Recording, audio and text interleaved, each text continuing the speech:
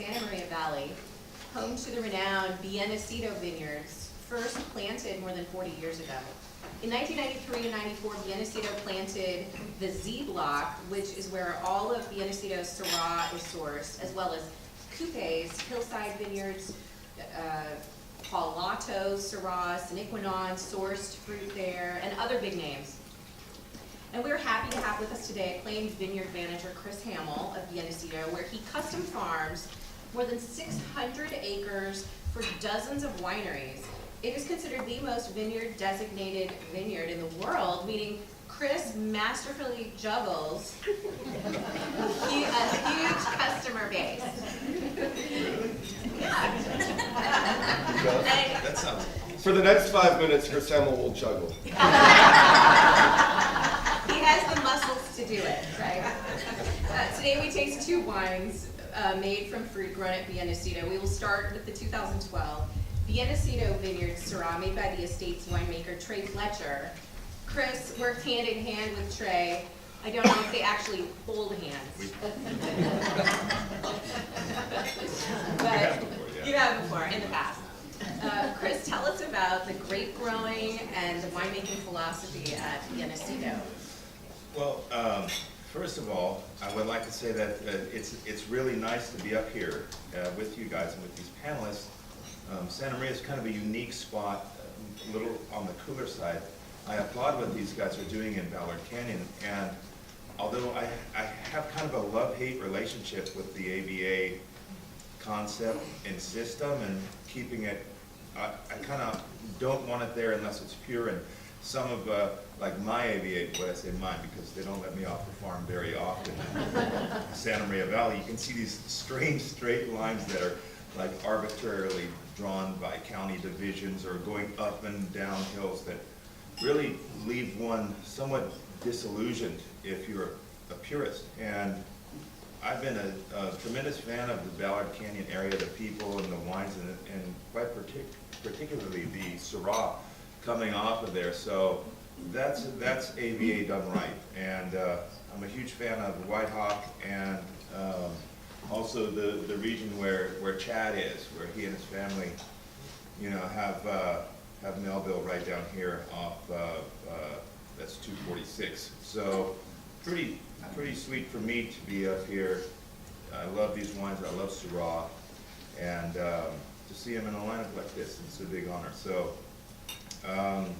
yeah, back in the late 2000s, Nicholas Miller, part of the family who I worked for, that owns Bien Nacido, he decided, well, he wanted to, for whatever reason, do an estate project. He recruited this guy named Trey Fletcher, up and coming younger winemaker, full of talent and vision, and we converted a old dairy barn in the middle of the vineyard to be the winery, and he gets free run to do what he wants with both Pinot Noirs, Chardonnay, and Syrah. So this is his 2012. I don't know how techy we should get, and as Wendy said, I'm the vineyard manager, so like I'm just basically farming these two wines, and they're kind enough to let me present them.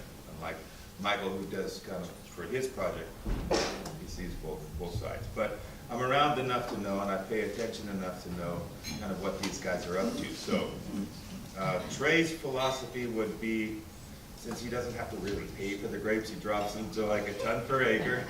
That just stays between us, okay? You're a good editor, right? Okay. No, he drops them really low because we think that, especially in climates like Bien Nacido, for example, which is sometimes in some years, especially 2011, pushing the limits as far as getting the variety of Syrah to a ripeness, both alcohol ripeness, potential alcohol ripeness, and phenolic ripeness. And so we typically see yields that are very low, either from nature or from us going in there and basically lowering the crop down to make sure that we can achieve the ripeness in most years that the winemakers are looking for.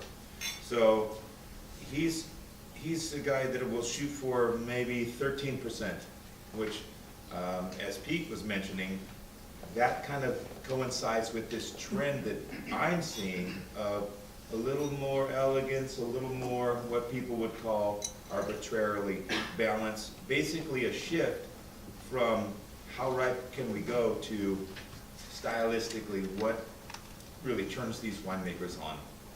You know, who are some of their fans that they're trying to emulate throughout the world. So in 2012, 13 and 14, and pretty much 15, we had the luxury of basically choosing ripeness. And so Trey, pretty much, he's a Pinot Chardonnay guy, pretty much his second shot at doing Syrah, where he's fully in control. So you see a wine that's about 13.1, probably 30% full cluster, probably about 30% new oak.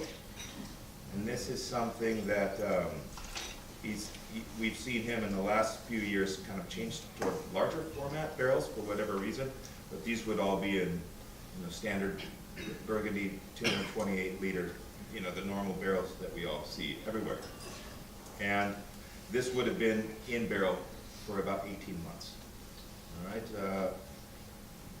bump overs, punch downs, both. And his big thing during fermentation, other than managing it responsibly, has to do with tannin, especially at the end. And he's going to, I can't speak to how he does it, but he's obsessed with tannin management.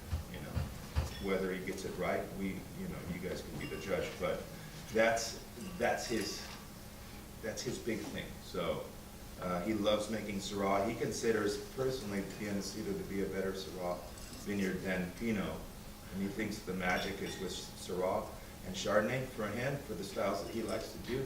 I'm probably not supposed to go on record with that either. Why did we don't speak That's why they don't let him out off the ranch much. Why did I get smaller pores than everybody else? It's like a conspiracy theory.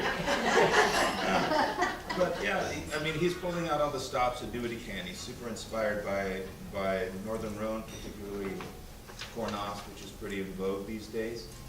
And his sommelier buddies like it, and so I think he's doing an awesome job, and I've learned a lot from him, both in the vineyard and the winery, frankly. So I love the wine.